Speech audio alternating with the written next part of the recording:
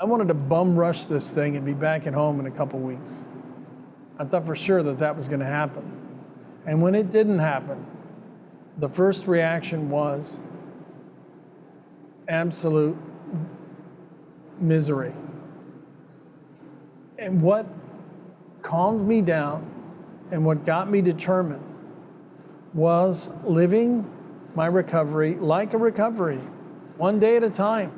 My godfather was a Marine in World War II, and I had friends in the Corps at that time. I got orders to U.S. Central Command in June of '01. I experienced 9/11 while at the command, and it has shaped my life ever since.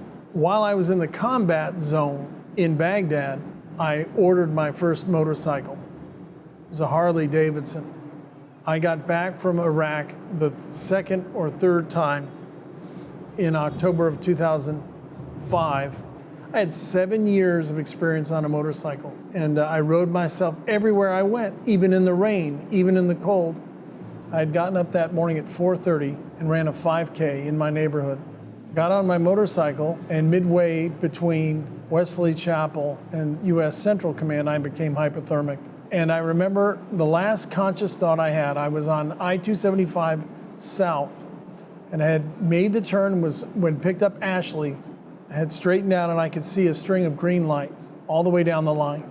And my last conscious thought was, I need to keep this car in front of me in my sight, and I need to get through these green lights, and I'll be on Bayshore before I know it. And apparently, that car made a sudden turn away from Ashley, and some other car pulled out.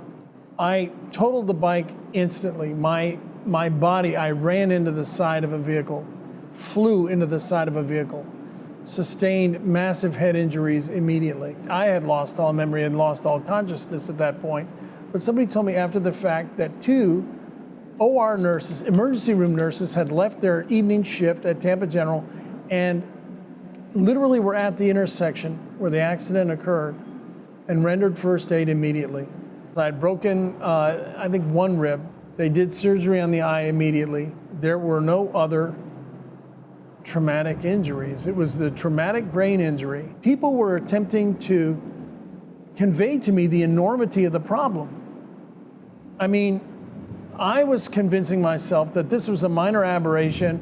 Oh, sure, I had had a problem, but I'll be fine in no time. Let's get these doctors convinced and persuaded I'm absolutely fine as frog hair, and let's get me back into the workforce. And they had to keep saying, no, you've got real issues. And the wake-up call would be when I would attempt to walk myself to the bathroom and I couldn't get up out of bed because of the brain injury.